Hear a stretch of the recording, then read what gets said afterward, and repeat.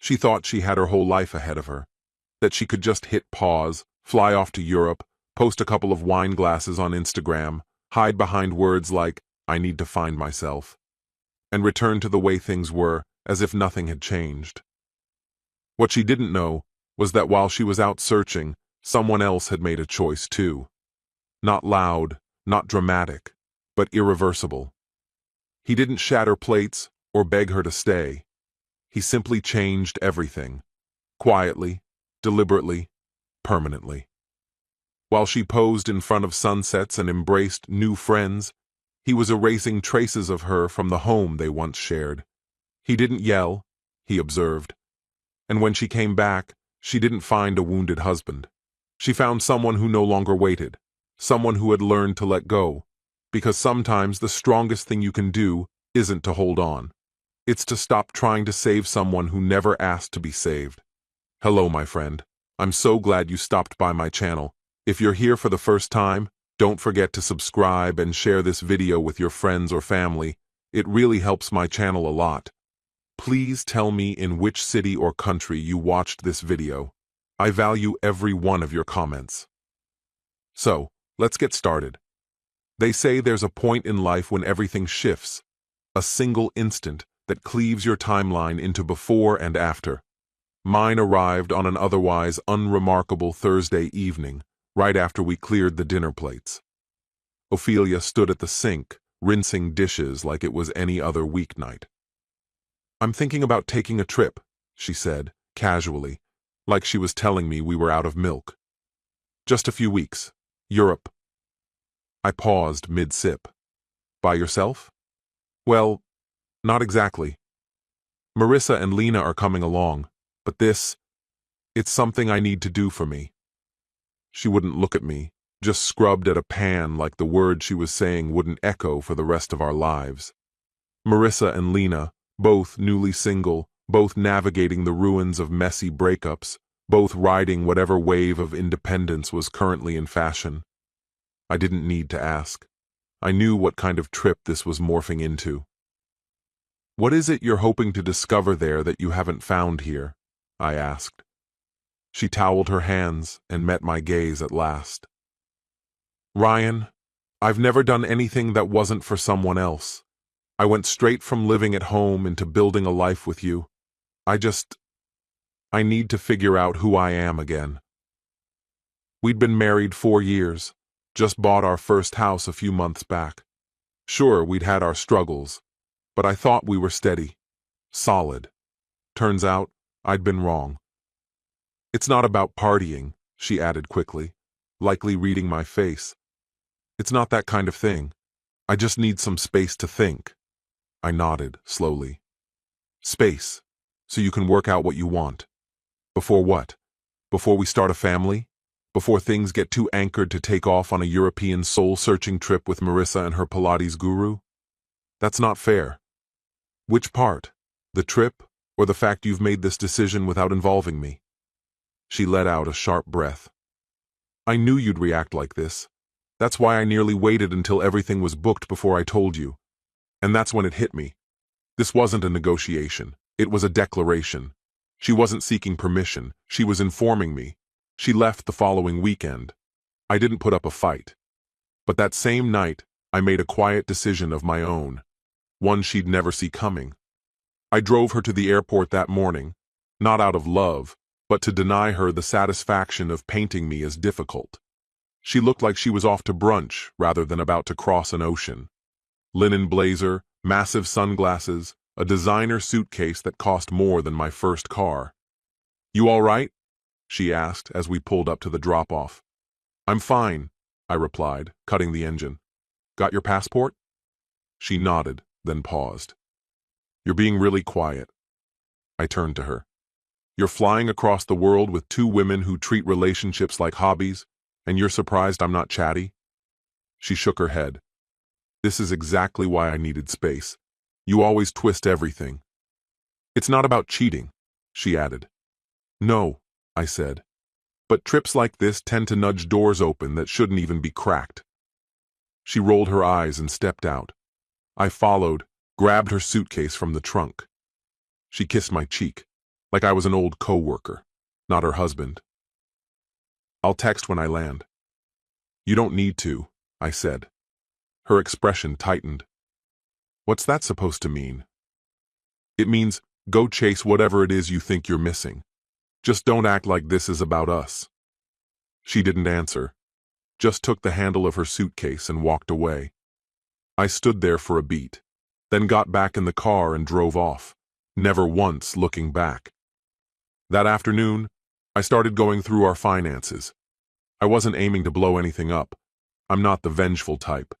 But I redirected my paycheck to a separate account, canceled the fall vacation we'd booked, made sure the refund went to my card, changed the billing info on everything we shared, utilities, insurance, subscriptions, subtle shifts, but they added up.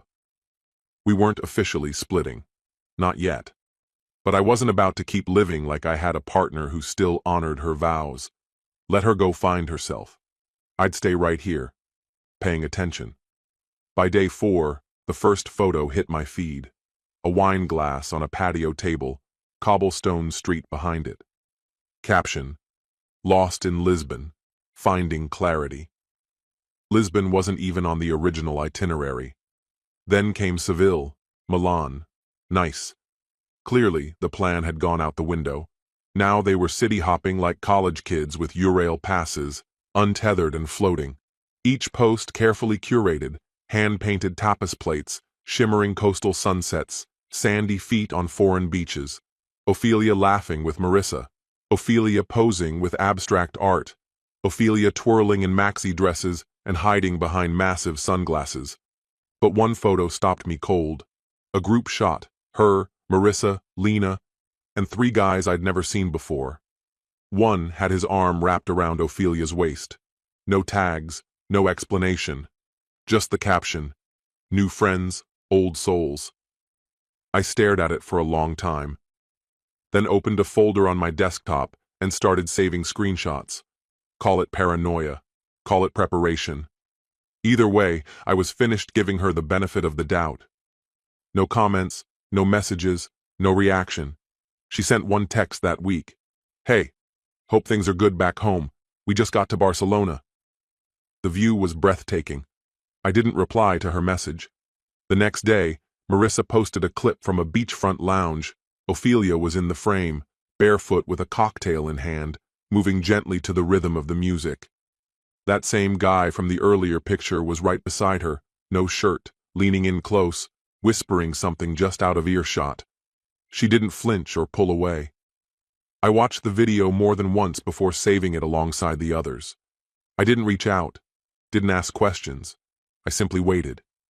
And then, nearly a month later, Ophelia stepped into our house like nothing had happened at all. She let her luggage fall by the door and flashed a radiant smile, as if she'd just returned from conquering the world. "It feels incredible to be back," she said, stretching with a yawn. "You wouldn't believe the train delays in Italy." I was standing by the kitchen island, arms folded. Her eyes drifted around the room. "You moved some things?" "I had the time," I said. She came closer, leaning in for a kiss. I angled away, letting her lips graze my cheek. Her smile faltered. "You're mad?" "No," I said. "You're back. Isn't that all that matters?" She chuckled softly, though the sound carried an edge of unease. "Okay. Listen. I know how it might have looked, but it wasn't what you're thinking. We just needed some space, that's all." "Looked like you found someone to share that space with." A beat passed before she said, "So, you saw the posts?" "I saw plenty." "Oh, Ryan, you know how it is. People end up in the same frame sometimes. Doesn't mean a thing." "You weren't wearing your wedding ring." She grimaced. "It felt safer not to. We were tourists. Standing out can attract attention." I said nothing. She turned and unzipped her suitcase, rummaging through it before holding out a tiny Vespa keychain. "I got you something. Thought of you when I saw it. You always said you wanted to visit Rome." I accepted it, placed it on the counter, and pulled an envelope from a drawer. I handed it to her without a word. She opened it slowly, Inside was a bank confirmation showing our joint accounts being split. Underneath that were the first documents to buy out her share of the house. I'd also included a contact card for the moving company I'd already hired. She stared at the papers like they were written in another language. "You're asking me to leave?" she said, stunned. "You said you needed space," I replied, calm. "I made sure you'd have enough." Her voice cracked. "All this because of one trip?" I took a sip from my coffee. "No, because of a choice. One you made without me." She slumped onto the sofa, looking rattled. "It was never supposed to be permanent, Ryan. I just needed time to think." "Time to do what?" I asked. "To flirt your way through Europe? Pretend you were single again? What exactly were you hoping to come back to?" She shook her head, like I was the unreasonable one. "You're taking this too far. You won't even let me explain." "You had 4 weeks," I said. "All I got were sunny pictures and captions that said nothing." "I didn't sleep with him. But you thought about it, didn't you?" The silence that followed said more than any admission could. "You think not acting on it makes it harmless?" I said. "You erased me the second you boarded that plane. You wanted freedom, Ophelia, and you got it. But freedom comes with a cost." Her eyes welled with tears. "So that's it? Just like that?" I didn't answer right away. Instead, I went to the hall closet, pulled out the duffel bag I'd already packed for her, and placed it by the couch. "You can stay with Marissa. Or Lena. You've got options." She got to her feet, her voice shaky. "You're really doing this?" I met her gaze. "I told you not to pretend this trip was for us. You made your choice. Now I'm making mine." There was no shouting, no drama, just the dense, unspoken weight of an ending settling into the room. By the end of the week, she was gone. Marissa arrived in her compact blue hatchback to help load up Ophelia's things. She didn't say much, just nodded stiffly when I answered the door, muttered a flat, "Hey," and walked down the hall toward the bedroom. Ophelia kept quiet too. She moved around like a visitor, gathering her belongings. She took down photos from the walls, cleared out drawers, left a half-used bottle of shampoo in the shower, like she couldn't quite finish letting go. At one point, she paused in the doorway, watching me type at the dining table. "This still doesn't feel real," she whispered. I didn't lift my head. "It is. I thought maybe we could fix it. Once I came back. You should have thought about that before you left without me." That weekend, my brother Alec came over with his truck. We loaded the last of her boxes into storage. He didn't demand explanations, just gathered his things, secured them carefully, and drove off. Once his taillights faded into the night, I stayed outside on the balcony, wrapped in a blanket, sipping slowly from a glass of whiskey. The house felt different now. Quieter, yes, but not vacant. The stillness wasn't a void. It was something that felt entirely mine. I wasn't furious. I wasn't broken. I was simply released. The same kind of freedom she had chased halfway across the globe. Strange how I found it without ever leaving home. 2 weeks slipped by before she reached out again. A number I didn't recognize flashed across my phone screen. I let it ring until it stopped. Then the emails started arriving. "Can we talk? Just one conversation, Ryan. Please." I said nothing. The following afternoon, I spotted her standing outside the house, arms crossed over her chest like armor, trying not to look affected. When I walked out the door, she approached like we hadn't just dismantled everything. "I've been trying to get in touch," she said. "I know," I replied, sliding my key into the lock. "You really moved on this fast?" "I started moving the second you said you needed space." She hesitated, like she was adjusting her approach. "I made a mistake." I met her gaze without flinching. "No, you made a choice. You just don't like the outcome. I thought we were stronger than this." "No, Ophelia, I was strong. You were uncertain." She flinched like the words had landed squarely. You don't mean that. I mean every word. Slowly, she reached into her purse and brought out a small black box. Inside was my wedding ring. I kept it the whole time. I never even took it out. Then it still traveled farther than our marriage ever did. Her mouth opened, but no sound came out. Just stunned silence. I stepped around her, heading for my car. Her voice broke as she called after me. So that's it? I glanced over my shoulder once. You wanted freedom, Ophelia. Now you have it. I climbed in, started the engine, and this time, I never looked back. It's been 5 months since that day. The house was sold. We divided the necessary things. No drawn-out battles, no courtroom scenes, no theatrics, just simple goodbyes and clean exits. I downsized, moved closer to the office. 1 bedroom, simple, quiet, mine. I took up running again. Thursday nights, I attend a photography class. It's strange how the little parts of yourself start resurfacing when you stop bleeding out for someone who wouldn't have lifted a finger to save you. Friends still mention her sometimes. Are you sure you don't want to talk it through? She's been seeing a therapist. Maybe she's changed. Maybe. But I no longer need to know.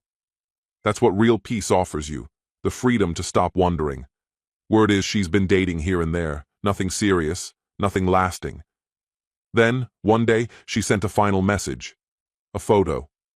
That old Vespa-shaped keychain from Rome resting in her hand. No caption.